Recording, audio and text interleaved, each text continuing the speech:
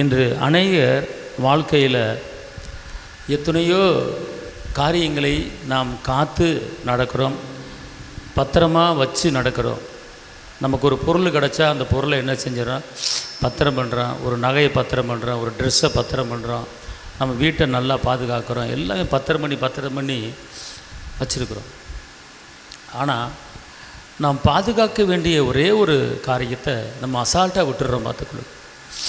இப்போ நம்ம ஒரு காரியத்தை மட்டும் நம்ம பாதுகாப்பாக வச்சுக்கிட்டோம்னா நம்மளுக்கு பலவீனம் வராது, நமக்கு வறுமை வராது, நமக்கு நிந்தை வராது, நமக்கு அவமானம் வராது, நமக்கு கஷ்டம் வராது, பிள்ளைய வாழ்க்கையில் போராட்டம் வராது, பிள்ளையை எழும்புவாங்க, பிள்ளையை பிரகாசிப்பாங்க, பிள்ளையை வெளிச்சம் கொடுப்பாங்க, பிள்ளைய ஜாதிகளை சொந்தமாக்குவாங்க, பிள்ளைய போகிற இடத்துல நல்லா அற்புதமாக குடும்பம் நடத்துவாங்க.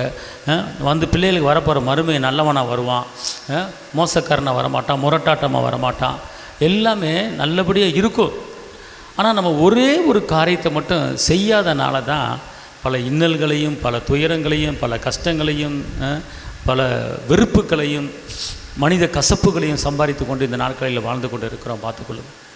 எங்கேயாவது ஒரு பக்கம் நமக்கு எதிராளி இருக்க தான் செய்கிறாங்க, எங்கேயாவது ஒரு பக்கம் நமக்கு கசப்பு இருக்க தான் செய்கிறது, எங்கேயாவது ஒரு பக்கம் நம்மளை குறித்து குற்றப்படுத்த தான் செய்வாங்க, எங்கேயாவது ஒரு பக்கம் நம்மளை குறித்து, நம்முடைய பிள்ளைகளை குறித்து ஒரு முறுமுறுப்பு இருக்கத்தான் செய்கிறது. ஆனால் இது எல்லாம் ஏன் வருது, எதுக்கு நடக்குது?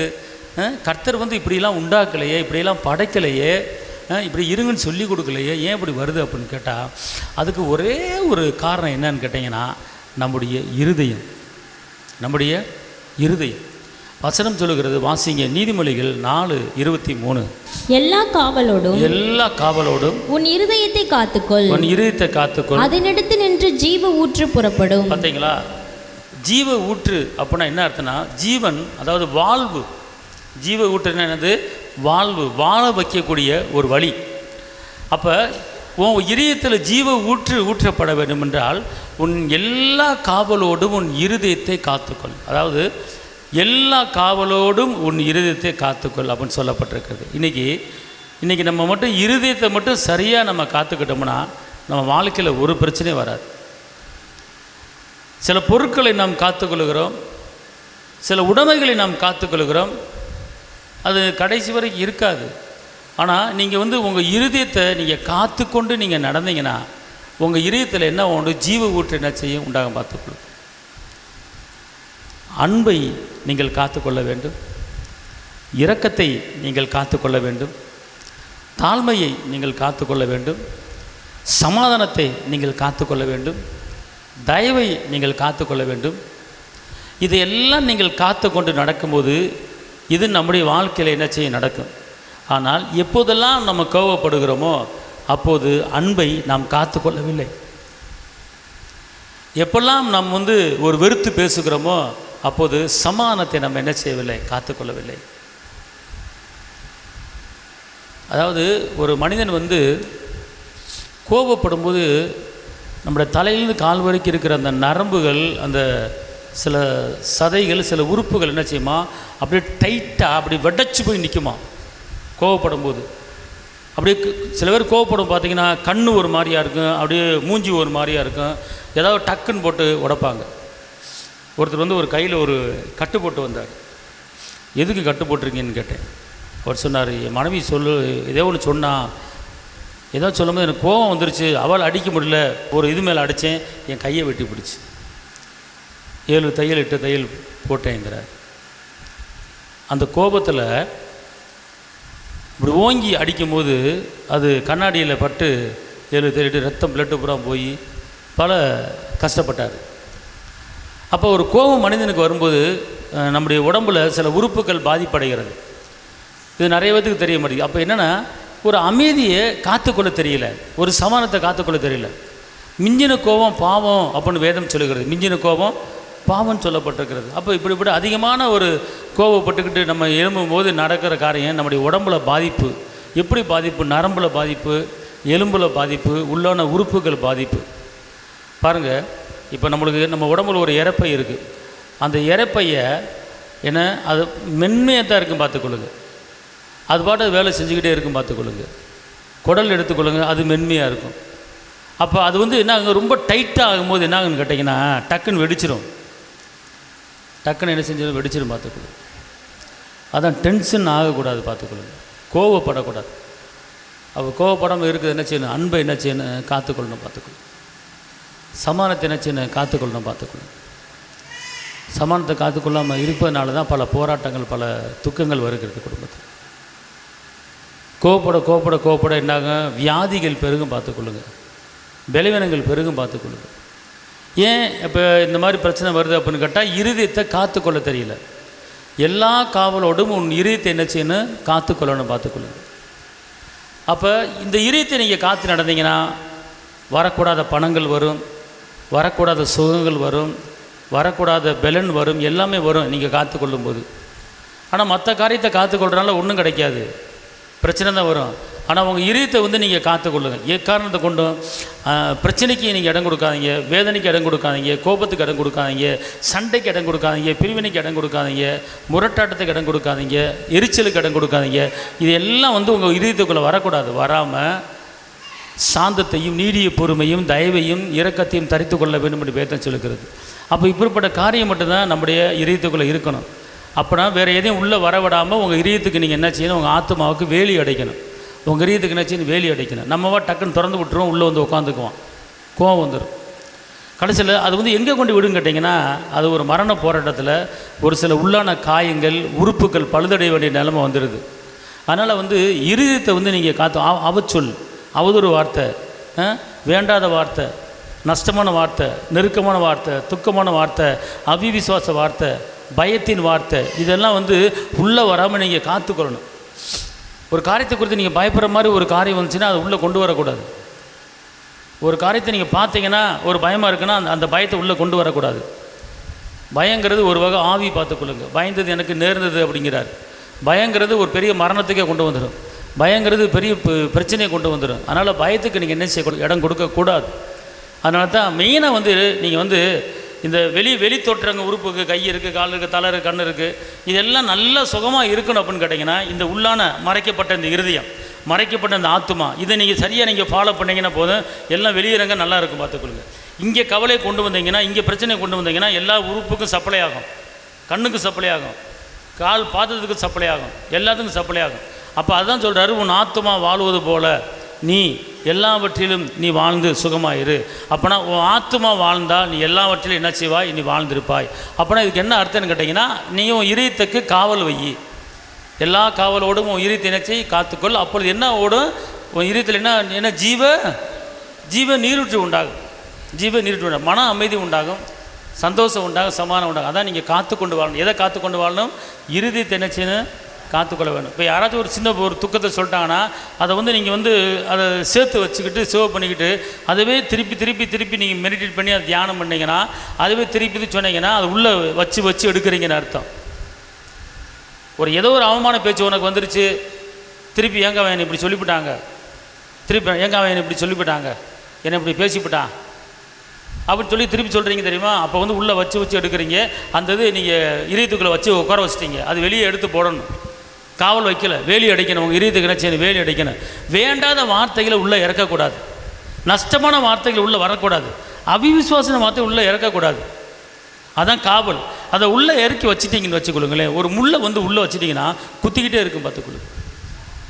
அதனால தான் எல்லா இதயத்தோடு உங்கள் இதயத்தை காத்துக்கொள்ளணும். இன்னொரு வசனம் சங்கீதம் 34:14, தீமையை விட்டு விலகி நன்மை செய், சமாதானத்தை தேடி அதை தொடர்ந்து கொள்.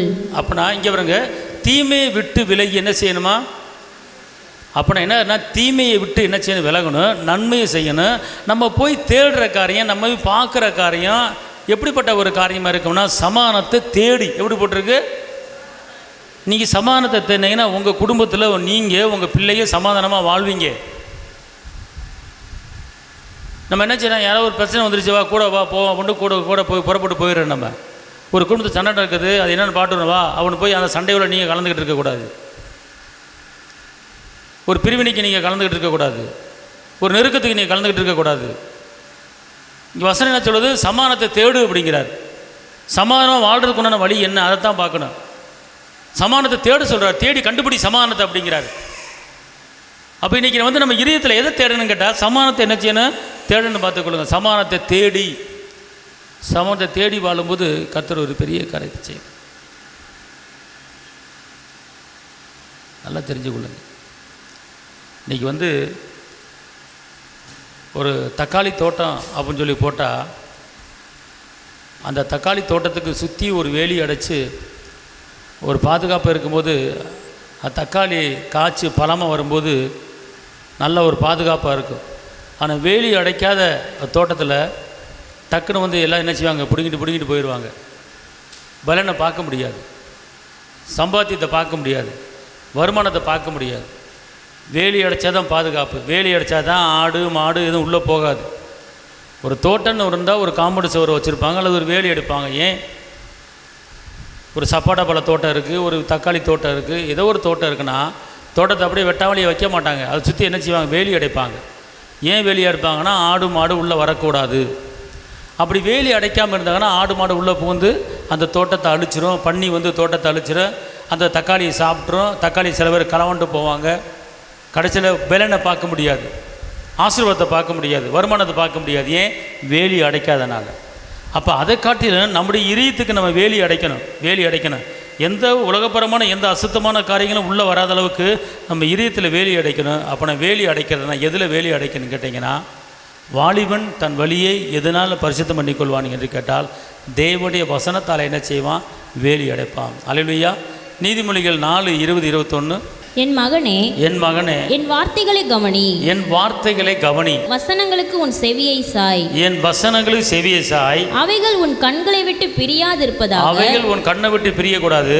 அவைகள் உன் இருதயத்துக்குள்ளே காத்துக்கொள். அவைகளை உன் இருதயத்துக்குள்ளே காத்துக்கொள். எதை இருதயத்தில் காத்துக்கொள்ளுன்னு கேட்டால் தேவனுடைய வசனத்தை இருதயத்தில் என்ன செய்யணும், காத்துக்கொள்ளணும்.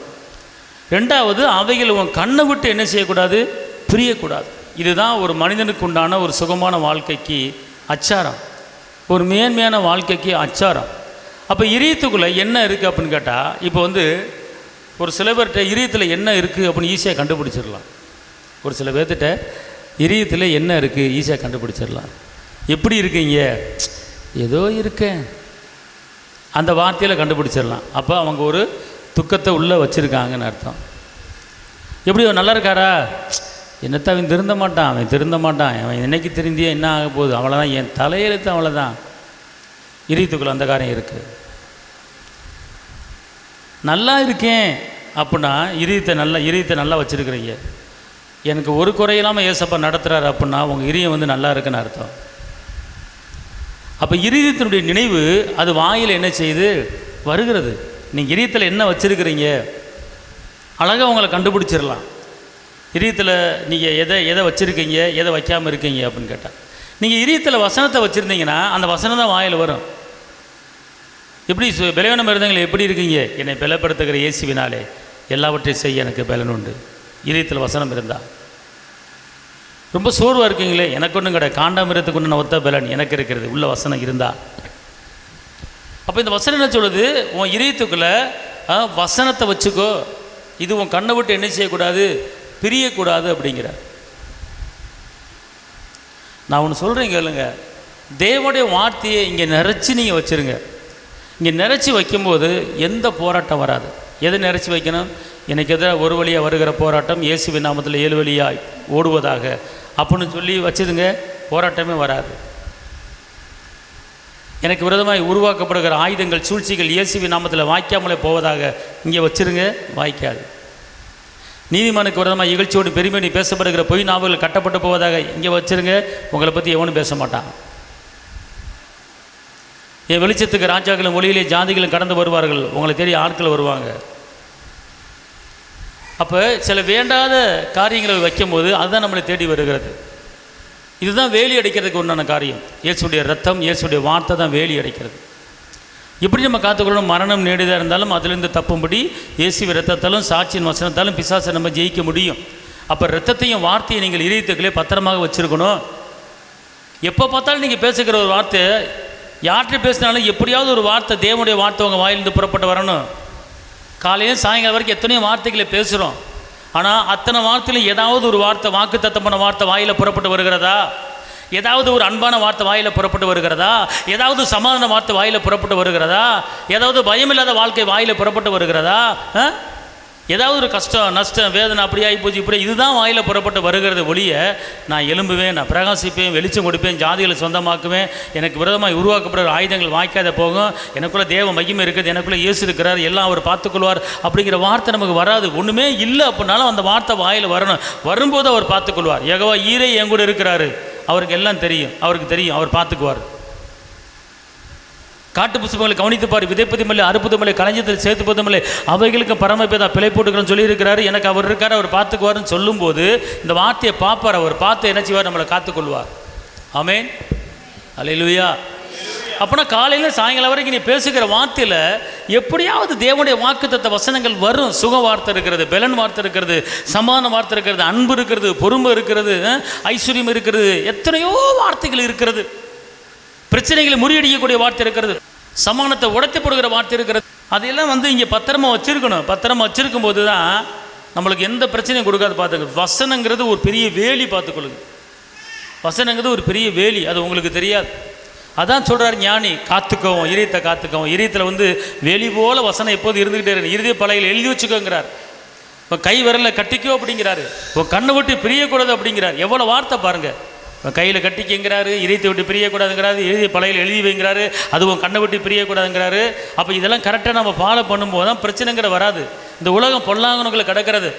இந்த இதயத்துக்குள்ளே எந்த காரியத்தை நீங்கள் கொண்டு வரீங்களோ அது தேடி வந்துடும். நம்மக்கிட்ட பயத்தை கொண்டு வந்தால் பயம் வந்துடும், சண்டையை கொண்டு வந்தால் சண்டை வந்துடும், பிரச்சனையை கொண்டு வந்து பிரச்சனை வந்துடும். பிரச்சனை பற்றி பேசாதீங்க, பிரச்சனை பற்றி பேசுங்க. பிரச்சனை உள்ளே இருக்கனால தான் பேசுறீங்க. அன்பை பற்றி பேசுங்க, சமாதானத்தை பற்றி பேசுங்க, உயர்வை பேசுங்க, மேன்மையை பேசுங்க, அற்புதங்களை பேசுங்க, அதிசயங்களை பேசுங்க. அவர் செய்த அற்புதங்களை அதிசயங்களை விவரித்து என்ன செய்யுங்க? பேசுங்கன்னு சொல்லி வசனம் இருக்கிறது. அப்போ விவரித்து பேசுறதுக்கு எத்தனையோ காரியம் இருக்கிறது. அவர் செய்த அற்புதங்களையும் அவர் செய்த அதிசயங்களையும் உன் ஆவிலானே நீ விவரித்து பேசு அப்படின்னு தேவனுடைய வார்த்தை இருக்குது. அப்படின்னா செங்கரை பறந்துருக்கிற அவ்வளோ பெரிய அற்புதம் பண்ணவர் நம்மளுக்கு அற்புதம் பண்ண மாட்டாரா? பேசுங்க வாயில். நான்லாம் எழுந்த லாசரை உயிரை எழுப்பியிருக்கிறாரு, என் பலவீனத்தை மாற்ற மாட்டாரா? மாற்றுவார். அப்படி பேசுங்க. இளம் வாலிபனை பாடையில் தூக்கிட்டு போகும்போது உயிரை எழுப்பினவர், அற்புதம் செஞ்சவர் எனக்கு அற்புதம் செய்ய மாட்டாரா? வாயை திறந்து பேசுங்க. ஞானிகள் வெட்கப்படும்படியாக பேதைகளை ஞானியாக மாற்றியும் சொல்லியிருக்காரு. என் பிள்ளை நல்லா படிக்க, என் பிள்ளை எலும்பு, என் பிள்ளை எந்த இடத்துல வைக்கப்பட்டாலும் என் பிள்ளை எலும்பி பிரகாசின்னு சொல்லி பிள்ளையை குறித்து நீங்கள் வாயை திறந்து பேசி பாருங்கள், உங்கள் பிள்ளை எலும்பும். உங்கள் வாயின் வார்த்தையில் தான் எல்லாமே உங்கள் குடும்ப உயர்வு, மேன்மை எல்லாமே அதில் தான் அடங்கியிருக்கு. வேறு ஒன்றும் கிடையாது. உங்கள் ஒரு படிப்பு காரியமாக வேறு ஞானமாக ஒன்றுமே கிடையாது. எல்லாமே உங்களுக்குள்ள அடங்கி இருக்கிறது, உங்கள் இதயத்தில் அடங்கி இருக்கிறது. இதயத்தின் நினைவு எப்படி இருக்கிறதோ அப்படி தான் உங்கள் வாழ்க்கையே இருக்கும். வாழ்க்கையே இருக்கும். வெட்டாந்தரம் தான் நீரூற்றுகளாய் மாறும். அவாந்தர வழி தான் பாதையை உண்டாக்குவார்.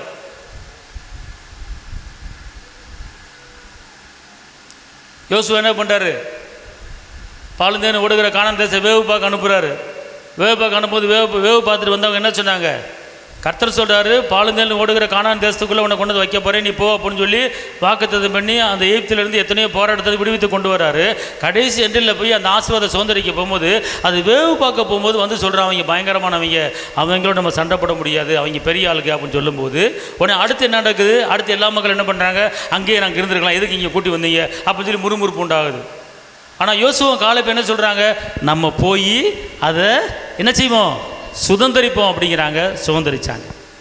அப்போனா ஒரு பக்கம் ஒரு பக்கம் பயத்தை காட்டுறாங்க, ஒரு பக்கம் நெருக்கத்தை காட்டுறாங்க, நம்மளால் முடியாதுன்னு சொல்கிறாங்க. ஆனால் இன்னொரு பக்கம் அதை பார்த்து ஆமா சாமியை போட்டுக்கிட்டு நம்பிடாதீங்க, அதுக்கு உண்டான எதிர்மறையான பேச்சை பேசணும்.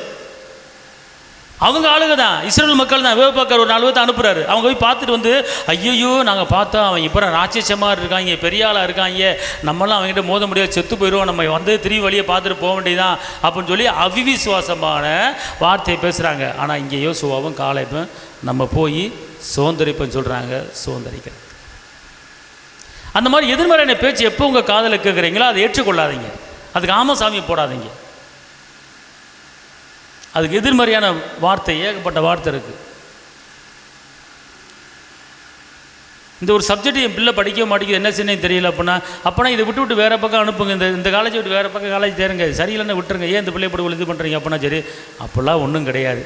ஞானிகள் வெட்கப்படும்படியாக பேதைகளை ஞானியாக மாத்திர வல்லமையை கர்த்தர் கொடுக்குறாரு. காண்டாமிருத்துக்கு உண்டான ஒத்த பிறனை கர்த்தர் கொடுத்துருக்கிறாரு. திரும்ப பயப்படுறதுக்கு அடிமைத்தனத்தின் ஆவியை கொடுக்கல. அப்பா பிதாவை கூப்பிட பண்ணுகிற புத்திர சுவேரத்தின் ஆவியை கொடுத்துருக்கிறாரு.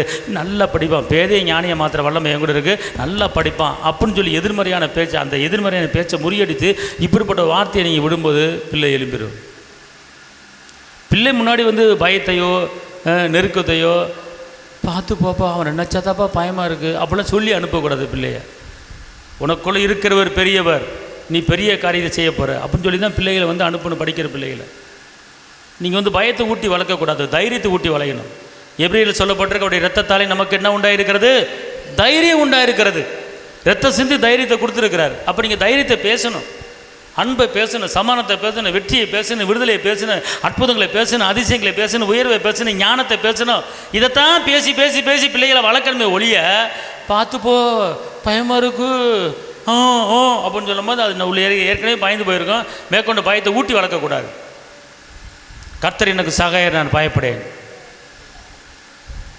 இதுதான் இதயத்தில் இருக்கணுமே தவிர வேறு எதுவும் இதயத்தில் என்ன செய்யக்கூடாது, இருக்கக்கூடாது. நீதிமொழிகள் 3:21 என் மகனே, இவைகளை உன் கண்களை விட்டு பிரியாதிருப்பதாக மெய் ஞானத்தையும் நல்ல யோசனையும் காத்துக்கொள். மெய் ஞானத்தையும் நல்ல யோசனை என்ன செய்யணுமா நீங்கள்? அதான் நல்ல ஞானமான காரியங்களை காத்துக்கொள்ளணும். பிழைக்கிறதுக்கு ஞானம், சாலமோன் ஞானத்தை கேட்டார். அப்போ அந்த ஞானம் அவருக்குள்ளே இருந்தனால தான் ஞானத்தோடு செயல்படுறார். அப்போ ஞானம் உள்ளே இருந்தால் என்ன செய்யணும்? ஈஸியாக நம்ம என்ன செய்யலாம், வாழ்ந்துடலாம். பார்த்துக்கொள்ளுங்க. அப்புறம் என்ன போட்டிருக்கு? மெய் ஞானத்தை காத்துக்கொண்டு மெய் ஞானத்தையும் நல்ல யோசனையும் காத்துக்கொள். நல்ல யோசனை. இப்போ ஒருத்தர் வந்து வாழ்வதற்கு வழி, ஒரு நல்ல யோசனை ஒருத்தங்க சொன்னாங்கன்னா அந்த யோசனையை உள்ளே வச்சுக்கணும். அவங்க கூட சேராத, அவங்க கூட பேசாத, அது யோசனை இல்லை. விழுந்து போன மதில்களை திருப்பி எழுப்பி கட்டுகிற வல்லமை ஒன்ட்ட இருக்கிறது. நீ இழந்த எல்லாவற்றையும் திரும்ப பெற்றுக்கொள்ள போகிற தைரியம் வரு, காத்துக்க. நல்ல யோசனை கிடைக்கதா உள்ளே வச்சு காத்துக்கொள்ளுங்க. தவறான யோசனையை தூக்கி போட்டுருங்க. அதான் இங்கே என்ன சொல்லப்பட்டிருக்கு? மெய் ஞானத்தை காத்துக்கொள்ளுங்க, நல்ல யோசனை என்ன செய்யுங்க, காத்துக்கொள்ளுங்க சொல்லப்பட்டிருக்கிறது. அடுத்து நீதிமொழிகள் 4:13 சொல்லுகிறது, புத்திமதியை உறுதியாய் பற்றிக்கொள். புத்திமதியை உறுதியை பற்றிக்கொள். அதை விட்டு விடாதே, அதை விட்டு விடாதே. அதை காத்துக்கொள், அதை காத்துக்கொள். அதுவே உனக்கு ஜீவன், அதுவே உனக்கு வாழ்வு, அதுவே உனக்கு ஜீவன், அதுவே உனக்கு மேன்மை, அதுவே உனக்கு உயர்வு. அப்பனா நீ வந்து புத்திமதிகள், ஆலோசனைகள், ஒருத்தர் அட்வைஸ் பண்ணுறாரு, நல்ல அட்வைஸ் பண்ணுறாரு, புத்திமதி சொல்கிறாரு, அப்போனா அதை நீங்கள் கேட்டுக்கிட்டு அதை காத்துக்கொள்ளணும். நீ என்ன சொல்கிறது, நான் என்ன கேட்குறது, நீ எல்லாம் ஒரு ஆளாக எனக்கு புத்திமதி சொல்ல, நீ எல்லாம் எனக்கு ஒரு ஆளாக ஆலோசனை கொடுக்க அப்படின்னு சொல்லிட்டு புத்திமதி வந்து சின்ன பிள்ளையை புத்திமதி சொன்னாலும் அதை ஏற்றுக்கொள்ள வேண்டும். இயேசு 12 வயதில் போதிச்சார். நல்லா தெரிஞ்சுக்கொள்ளுங்க. நல்ல ஆலோசனைகளை நீங்கள் ஏற்றுக்கொண்டு அதை காத்துக்கொள்ளணும். அந்த புத்திமதிகளை நீங்கள் காத்துக்கொள்ளும்போது வாழ்க்கை வளம் பெறும், வாழ்க்கை மேன்மை அடையும். அதான் அந்த வசனத்தை திருப்பி வாசிக்க. அந்த வசனத்தை, புத்திமதியை உறுதியாய் பற்றிக்கொள், உறுதியாய் பற்றிக்கொள், அதை விட்டு விடாதே, அதை விட்டுறாதீங்க, அதை காத்துக்கொள், அதை காத்துக்குங்க, அதுவே உனக்கு ஜீவன், அதுவே உனக்கு ஜீவன், அதுவே உனக்கு வாழ்வு, அதுவே உனக்கு ஜீவன், அதுவே உனக்கு ஜீவன். இப்போ நான் சின்ன பிள்ளையில் இருக்கும்போது, 4ஆவது படிக்கும்போது, 5ஆவது படிக்கும் போதெல்லாம் எங்கள் அப்பா வந்து பைபிள் வசனங்களை சொல்லி கொடுப்பார். பைபிள் வசனங்களை கதை சொல்லுவார். நடந்து போகும்போது கூட பைபிள் வசனத்தை கதை சொல்லுவார். ஊதார் மைந்தன் ஒருத்தர் இருந்தான், அப்பட்ட சொத்தை பிரித்து போய் வேசிகள்கிட்ட காலி பண்ணிட்டு வந்து சொத்தை அழிச்சிட்டு திருப்பி வந்து அப்போ மன்னிச்சிட்டாரு. ஏன்னா அதனால் வந்து அந்த ஊதாரை பிள்ளை போல் நம்ம வாழக்கூடாது அப்படின்னு சொல்லிட்டு இந்த கதைகள்லாம் எடுத்து சொல்லுவார். பார்த்துக்கொள்ளுங்க, இப்படி வாழக்கூடாது, அப்படி வாழக்கூடாது, இப்படி செய்யணும், அப்படி செய்யணும் அப்படின்னு சொல்லி புத்தி சொல்லுவார். நான் சரிப்பா போக மாட்டேன். அப்புறம் பரியாசக்கார இடத்துல உட்காரக்கூடாதரா, வீண் வார்த்தையில் பேசக்கூடாதரா, கிளவி பேச்சில் பேசக்கூடாதரா, அங்கெல்லாம் போய் உட்காரக்கூடாதரா, ஸ்கூலு விட்டு நேராக வீட்டுக்கு தான் வரணும், 4 பேர் நின்று பேசக்கூடாது. டீ கடைக்கு எதுக்கு போகிற நீ, டீ கடையில் 4 பேர் நின்று எதுக்கு பேசுகிற நீ, நான் நேற்று பார்க்குறேன் டீ கடையில் நிற்கிறேன் நீ, இனிமேல் டீ கடையில் நிற்கிறத பார்த்தேன்னு வச்சுக்க பெல்ட்டை கழட்டிடுவேன், ஒழுக்கமாக இருந்துக்கணும், தெரியுதா, ஒழுக்கமாக இருக்கணும், ஒழுக்கம் வரணும் அப்படின்னு அடிக்கடி இப்படியே அட்வைஸ் பண்ணிகிட்டே இருப்பார். நான் அதை கேட்டு கேட்டு கேட்டு பயந்துக்கிட்டு நேச மாட்டேன், போக மாட்டேன், கொல்ல மாட்டேன். அப்படி இருந்து வந்தனால தான் இந்த இடத்துல நிற்கிறபடி கர்த்தர் செஞ்சுருக்கிறார். அல்லேலூயா. அதனால் உங்கள் பிள்ளைகளுக்கு அழகாக வசனம் சொல்லுது உபவாகத்தில், உன் பிள்ளைகள் படுத்திருக்கும் போதும் எந்திரிக்கும் போதும் அதை என்ன செய்ய. உபவாகத்தில் அந்த வசனம் இருக்குது. எப்படி போட்டிருக்கு, நீ வீட்டில் உன் பிள்ளைகளோடு படுத்திருக்கல, உன் பிள்ளைகளோட தூங்குறையில், நீ படுக்கும்போது உன் பிள்ளைகள்கிட்ட வந்து இதை குறித்து என்ன செய்ய, கருத்தை என்ன செய்ய போதி அப்படின்ட்டுருக்கு, உபாகமத்தில் சொல்லப்பட்டிருக்கிறது. புரியுதா உங்களுக்கு? நீ படுத்திருக்கும் போதும், நீ உட்கார்ந்திருக்கும் போதும், நீ எந்திரிக்கும் போதும் உன் பிள்ளைகளுக்கு இதை நீ கருத்தாய் போதி. போட்டிருக்கு, எடுத்துட்டீங்களா? வாசிக்க. நீ அவைகளை உன் பிள்ளைகளுக்கு கருத்தாய் போதித்து, நீ வீட்டில் உட்கார்ந்து இருக்கும் போதும், வழியிலே நடக்கும் போதும், படுத்துக்கொள்கிற போதும், எழுந்திருக்கிற போதும் அவைகளை குறித்து பேசி அவைகளை உன் கையில் மேல் அடையாளமாக கட்டிக்கொள். அப்பனா கர்த்தருடைய வாக்கு தத்தங்களை, கர்த்தருடைய ஆலோசனைகளை, கர்த்தருடைய புத்திமதிகளை நீ உன் பிள்ளையை கூட்டி கடைக்கு நடக்கிறியா? உன் பிள்ளைகளை கூட்டி ஜவுளிக்கு நடக்கிறியா? ஊரு கதை உலக கதை பேசாமல் உன் பிள்ளைகளுக்கு அன்பை பற்றி பேசி, சமானத்தை பேசி கற்பனை கட்டளை பற்றி பேசி, இப்போ வீட்டில் படுத்துக்கிட்டு இருக்கும்போது அந்த படம் இப்படி நல்லா இருந்துச்சா, எப்படி சண்டை போட்டான் அப்படிலாம் பேசாமல் உன் பிள்ளைக்கு அப்பா பாப்பா இப்படி இருக்கணும் அப்படி இருக்கணும், இங்கே பாரு வசனம் என்ன சொல்லுது, உனக்கு காண்டாமிருதுக்கு உன்ன ஒத்த பலன் இருக்குது பாப்பா, உன்னை பார்த்தா சோதா மாதிரி தெரியுது, நீ எலும்பு போகிற, நீ பெரிய ஒரு காண்டாமிருகம் பார்த்துருக்கோம், அது பயங்கர இல்லாத மிருகத்துக்கு அதுதான் பலன் இருக்குது, அந்த மாதிரி கர்த்தர் உனக்கு பலனை கொடுப்பேன்னு சொல்லி வச்சுருக்கிறாரு, நீங்களாம் பயப்படக்கூடாது, 4 பேத்துக்கு முன்னால் தைரியமாக இருக்கணும் அப்படி எப்படின்னு சொல்லி இந்த மாதிரி வசனங்கள், இந்த மாதிரி வார்த்தைகளை படுத்துக்கிட்டே சொல்லி கொடுக்கணும் பிள்ளைக்கு, தலைமாட்டில் படுத்துக்கிட்டு. அது உன் பிள்ளை இதயத்தில் என்ன செய்யும், பதியும். அதுதான் நாளைக்கு பிள்ளைக்கு மேன்மையை கொடுங்க. ஏற்ற வேலையில் சொன்ன வார்த்தை வெள்ளித்தட்டில் வைக்கப்பட்ட பொற்பழங்களுக்கு சமம் பார்த்துக்கொள்ளுங்க. அதான் இப்படி போதிக்கணும். அதான் என்ன சொல்லப்பட்டிருக்கு, புத்திமதியே என்ன செய்ய காத்துக்கோ அப்படின்னு சொல்லப்பட்டிருக்கு. இப்போ 5ல் வளையாது, 50ல் என்ன செய்யாது, வளையாது. சின்ன பிள்ளைகளுக்கு 10th படிக்கிற பிள்ளைகளுக்கு, அதாவது 8ஆப்பு படிக்கிற வரைக்கும் என் பிள்ளைகளுக்கு என்னென்ன சொல்கிறீங்களோ அப்படியே கேட்ச் பண்ணி அப்படியே பிடிச்சி பத்திரமா வச்சுருங்க. காலேஜ் படிக்கிற பிள்ளைங்க ஒரு சில நேரங்களில் மறந்துடுங்க. ஆனால் காலேஜ் போகிறதுக்கு முன்னால் நீங்கள் பிள்ளைகளுக்கு என்னென்ன சொல்லிக் கொடுக்குறீங்க, என்னென்ன கற்றுக் கொடுக்குறீங்க, எந்தெந்த வசனம் சொல்லிக் கொடுக்குறீங்க, இப்படி போகக்கூடாது, இப்படி வரணும், இதை பேசணும், இதை பேசக்கூடாது, அந்த இடத்துக்கு போகாது, இந்த இடத்துக்கு போகாது, அவன்கிட்ட பாரு, இப்படிலாம் நல்லா நீங்கள் கவுன்சிலிங் பண்ணி நல்லா பிள்ளைகளை கற்றுக் கொடுத்தீங்கன்னா அது அப்படியே பிள்ளை இதயத்தில் காத்துக்கொள்ளும், பார்த்துக்கொள்ளும், அப்படியே தங்கிடும், பார்த்துக்கொள்ளுங்க. நான்லாம் ஒரே ஒரு வாட்டி தான் சர்ச்சுக்கு போகிறேன்னு சொல்லிட்டு சுத்த போனேன். ஆனால் ஒரே ஒரு வாட்டி தான் பெல்ட் அடி வாங்கினேன். அதுக்கப்புறம் நான் எங்கேயுமே போல கரெக்டாக ஆலயத்துக்கு போயிடுவேன், பார்த்துக்கணும். அதான் புத்திமதியை ஏற்றுக்கணும். அது ஏற்ற வேலை சொன்ன வார்த்தை வெள்ளித்தட்டில் வைக்கப்பட்ட பொற்பழங்களுக்கு சமம். பெற்றோர்கள் பிள்ளைகளை வளர்க்குறதுக்கு உண்டான ஒரு கடமையை நீங்கள் பெற்றிருக்கிறீங்க. அப்படி சொல்லும்போது ஆட்டோமேட்டிக்காக ஒரு குறிப்பிட்ட ஸ்டேஜில் வளர்த்துட்டிங்கன்னா அது பாட்டு வளர்ந்துட்டு அது பாட்டுக்கு உங்கள் புத்தியை, உங்கள் ஆலோசனையை, கர்த்தருடைய வாக்குத்தத்தங்களை பிடிச்சி அது பாட்டு போயிட்டே இருக்குங்க. நீங்கள் ஒன்றும் வளர்க்க வேண்டிய அவசியம் கிடையாது, சொல்லித்தர வேண்டிய அவசியம் கிடையாது. கர்த்தருடைய வசனம் ஞானம், அது நடத்தும். வெக்கப்பட்டு போக மாட்டீங்க. தலைநபர் உங்கள் பிள்ளைகளை குறித்து உங்களுக்கு ஆசீர்வாதம் தான், மேன்மை தான், உயர்வு தான். யார் பற்ற பிள்ளைன்னு சொல்லி 4 பேர் பேசும்படியான ஒரு கிருபை எங்கே இருக்குது? அதான் உன் வாலிப பிரயாத்திலே சிருஷ்டிகரை நினைன்னு சொல்லப்பட்டிருக்கிறது. அல்லேலூயா. அதான் கட்டளையே, அதான் நீதிமொழிகள் 7:2 சொல்லப்பட்டிருக்கு. வாசிங்க. என் கட்டளைகளையும் என் போதகத்தையும் உன் கண்மணியை போல் காத்துக்கொள். அதை கட்டளையும் போதகத்தையும் காத்துக்கோங்கிறார். வசனத்தை காத்துக்கணும், வாக்குத்தத்தை காத்துக்கணும், ஆனால் கட்டளையை காத்துக்கொள்ளணும், போதகத்தை காத்துக்கொள்ளணும், நல் புத்தியை காத்துக்கொள்ளணும், ஆலோசனையை காத்துக்கொள்ளணும். பார்த்துக்கொள்ளுங்க. எனக்கெல்லாம் விட்டுறக்கூடாது, பார்த்துக்கொள்ளுங்க. காத்துக்கொண்டு நடக்கிற வாழ்க்கை இருந்தால் தான் நம்ம வாழ்க்கை கட்டப்படும். பிரசங்கி 5:1. நீ தேவாலயத்துக்கு போகும்போது உன் நடையை காத்துக்கொள். மூடர் பலியிடுவது போல் பலியிடுவதை பார்க்கிலும் செவி கொடுக்க சேர்வதே நலம். அதாவது நடக்கும்போது, போகும்போது, வரும்போது காத்துக்கணும். நடக்கும்போது 4 பேர் வருவான், 4 பேர் போவான், 4 பேர் பேசுவான். அப்போ நீ எதை பேசணும், எதை பேசக்கூடாது, நிற்கலாமா நிற்க வேணாமா அப்படின்னு சொல்லி சுதாரித்து தான் போகணும், பார்த்துக்கணும். நடக்கும்போது கூட நம்ம என்ன செய்யணும், காற்று தான் நடக்கணும். வீட்டுக்கு வர்ற வரைக்கும் நம்ம என்ன செய்யணும், நடக்கிறதுல ஒரு பாதுகாப்பு இருக்கணும், பார்க்குறதுல ஒரு பாதுகாப்பு இருக்கணும், சேர்க்கிற ஒரு பாதுகாப்பு இருக்கணும். எல்லாம் வச்சு நின்று பேசும்போதே ஆவி பிசாச்சு வருவான். அதனால் இந்த நாட்களில் நீங்களாக இருக்கலாம், உங்களுடைய பிள்ளைகளாக இருக்கலாம், யாராக இருந்தாலும் காத்து கொண்டு நடக்கும்போது நம்ம வாழ்க்கை கட்டப்படும்.